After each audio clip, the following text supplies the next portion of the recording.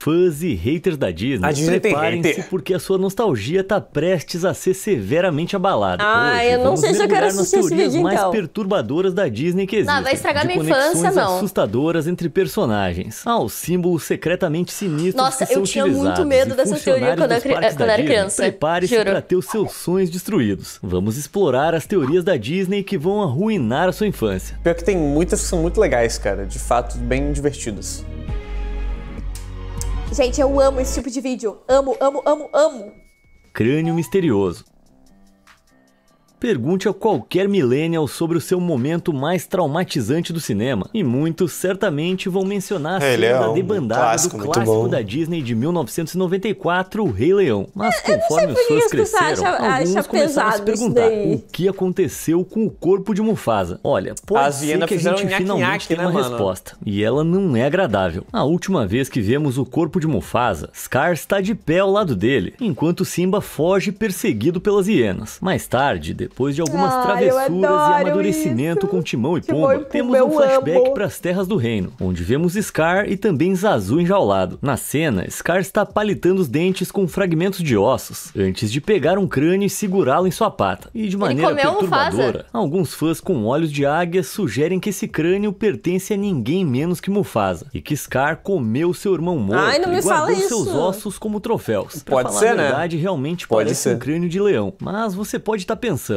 mais tarde no filme, fica fortemente implícito que as hienas atacam e comem Scar após sua derrota. Foi o que eu pensei. Se esse é de fato o crânio de Mufasa, você presumiria que foi obra das hienas, e não do próprio Scar, o que ainda é bem perturbador. Mas pode não ser tão simples. É verdade que as hienas malhadas, a espécie mostrada no filme, são conhecidas como necrófagas e comem quase tudo. Para elas, uma carcaça de leão abandonada é nada menos que um buffet livre. Então a lógica sugere que elas comeram os restos mortais de Mufasa. Mas aqui tá o problema. As hienas são conhecidas pela sua prática de osteofagia, ou seja, o ato de comer ossos. Então, se as hienas tivessem comido Mufasa, é provável que não sobrasse nada. Então a questão permanece. É realmente possível que Scar seja o responsável? Foi canibalismo, cara. Que horror! Leões podem comer outros leões. Isso é excepcionalmente raro e só acontece em situações extremas. Aqui o Scar, ele era bem babaca, né? Não duvido não. Leões acontece durante disputas territoriais.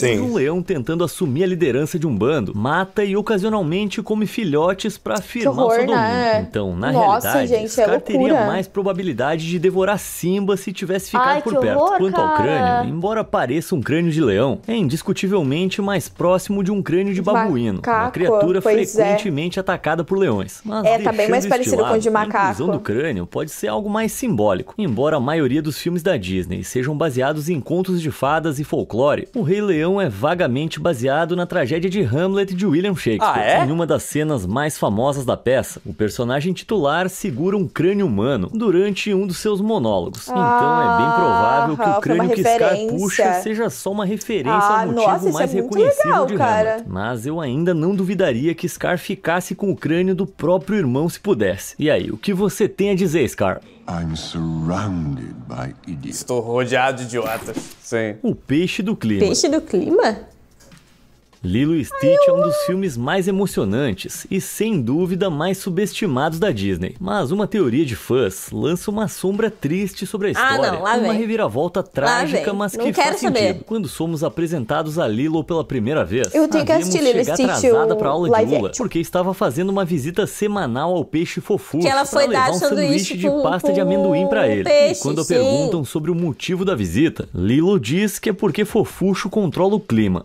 Pudge controls the weather. Embora isso possa parecer só uma maneira de destacar as peculiaridades da personagem Lilo, alguns fãs acreditam que a sua obsessão por Fofuxo tem origens obscuras. Mais tarde no filme é revelado que os pais de Lilo morreram em um acidente de carro em uma noite chuvosa, e fica implícito que o mau tempo foi a causa do acidente. Mas quem Lilo acredita que controla o clima? Fofuxo. Então é bem possível que ela pense que ele é o responsável pela morte de seus pais. É verdade, pela morte dos pais, tadinho. traga tempestades e cause mais acidentes. Mas Nossa, como que é que dó, um peixinho cara. ia ter o poder de manipular o clima? Bem, alguns fãs sugeriram que Fofuxo não é bem um peixe, mas sim Maui de Moana. E as evidências são surpreendentemente convincentes. Pra essa vai ter que me convencer. Lilo e Stitch se passa no Havaí dos dias de hoje, enquanto Moana se passa na Polinésia Antiga. Embora seja uma versão ficcional, ainda? Os dois lugares fazem parte do Triângulo Polinésio. Também sabemos que Maui viveu por mais de 1000 anos antes de conhecer Moana e é essencialmente imortal, o que significa que é provável que ele tenha vivido até a Era de Lilo. Como um semideus, Maui consegue controlar o sol e o vento e consegue se transformar em uma variedade de animais, incluindo peixes. Então, se você somar tudo, é plausível que o Maui transformado possa ter causado uma tempestade que levou ao acidente que matou os pais de Lilo. Mas é uma teoria muito interessante. Isso? Em Moana, vemos que Maui pode ser travesso e às vezes descuidado quando se trata de seus poderes. Apesar de parecer reformado no final de Moana, é possível que Maui tenha retornado às suas palhaçadas sem saber, ou até mesmo conscientemente, causando a tragédia na vida de Lilo. Isso Pior muda que faz sentido todo o sentido daquela famosa música do Maui. Os caras nem pensavam em criar Moana quando fizeram Lilo e Stitch.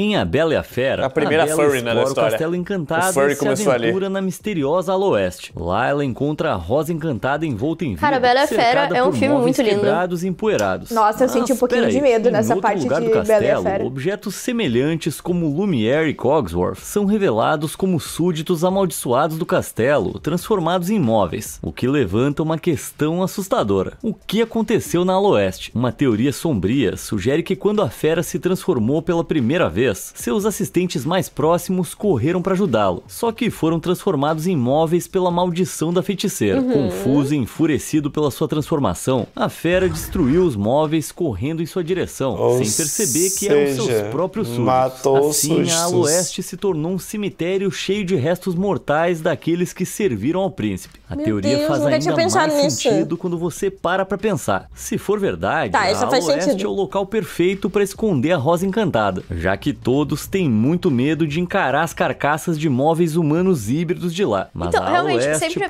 pra mim sempre foi um questionamento por que as pessoas tinham medo de entrar lá. Lembra dos lobos dos quais a fera resgata a Bela depois que ela tenta fugir do castelo? Alguns fãs acham que esses lobos atacaram Bela para fazê-la voltar ao castelo e quebrar a maldição. Por quê? Porque eles também foram tocados pelo feitiço da feiticeira e são os antigos guardas do castelo. Claro, o fato de que a fera aparentemente mata um deles pode colocar essa teoria em questão. Mas não sei se eu acredito muito, não. É impossível derrotar uma maldição sem acabar com alguns lobos.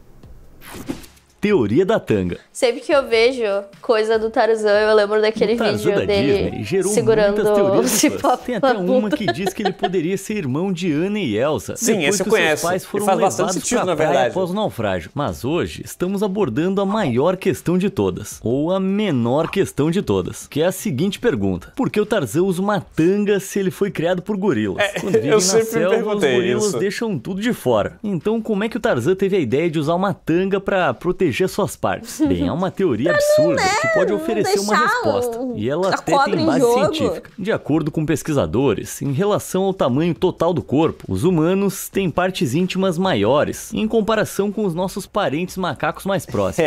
Nós ganha, mano. Orangotangos e gorilas. Mesmo os maiores gorilas machos, que são mais do que o dobro do peso do macho humano médio, têm os seus amiguinhos com metade do tamanho em comparação. Por isso, a lógica determina que Tarzan provavelmente tinha uma masculinidade maior que os gorilas com quem cresceu. Junto com a sua falta de pelos, isso poderia facilmente ter levado a provocações e intimidações de outros gorilas, ou ciúme violento. Então, em poucas palavras, Tarzan pode ter começado a usar uma tanga improvisada simplesmente para se encaixar. Nossa, ou que para não horror, fazer os seus companheiros gorilas se sentirem tão inadequados. É assim Parece que 100 homens ganham de um gorila, então. É só a gente usar nossa espada. Demais para serem expostas. Meu Deus, que viagem! O apontar da Disney.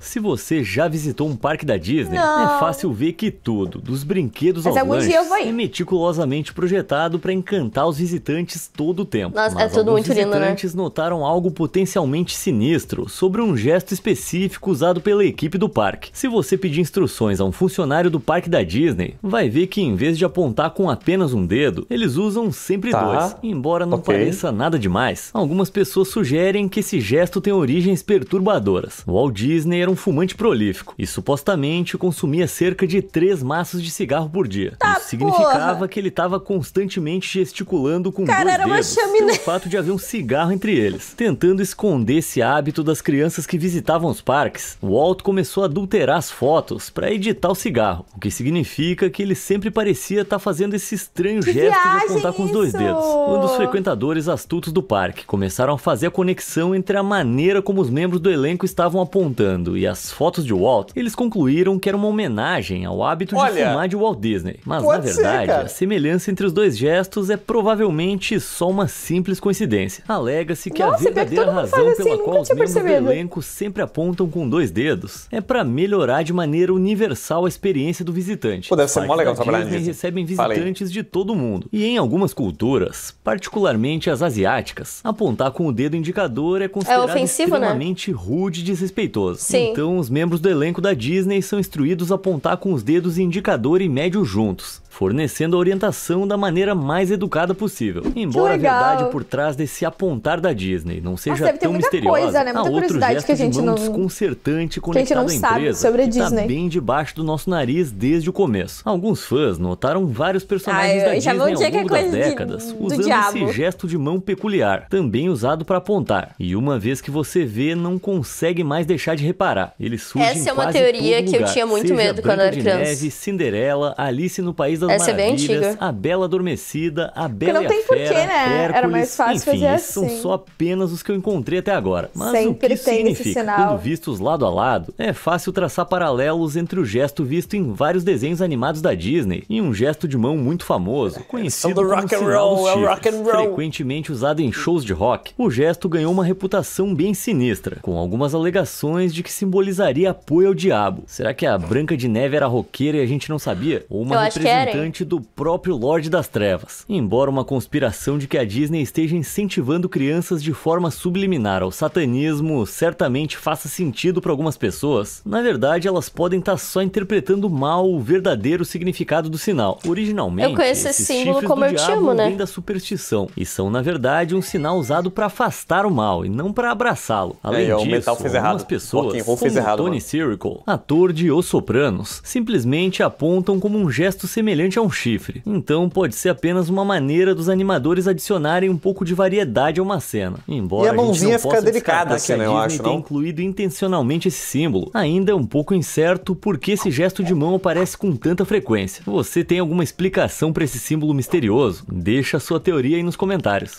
Eu acho que eles fizeram uma vez um molde de mão e daí eles só replicam várias vezes o mesmo molde de mão. Como o lugar mais feliz da Terra, uma visita à Disney tá na lista de desejos de quase toda criança. Mas cara, eu nem sou criança, mas eu acharia maneiro visitar a Disney. Duas vezes antes de pisar nesse território. Ao longo dos anos, houve inúmeras alegações de presenças fantasmagóricas espreitando em vários parques da Disney. E algumas foram supostamente registradas em vídeo. Confere esse vídeo de 2009, feito por um trabalhador que revisava imagens das câmeras de segurança durante um teste de manutenção na Torre do Terror do Parque da Califórnia.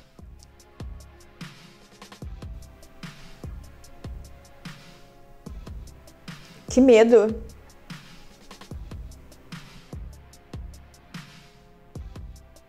Viu isso? Não vi. Não tô falando do boné dele caindo e expondo essa careca. Vamos ver de novo em câmera lenta. Ai, que medo. É, tava ali o amigo, ó. Ele de novo.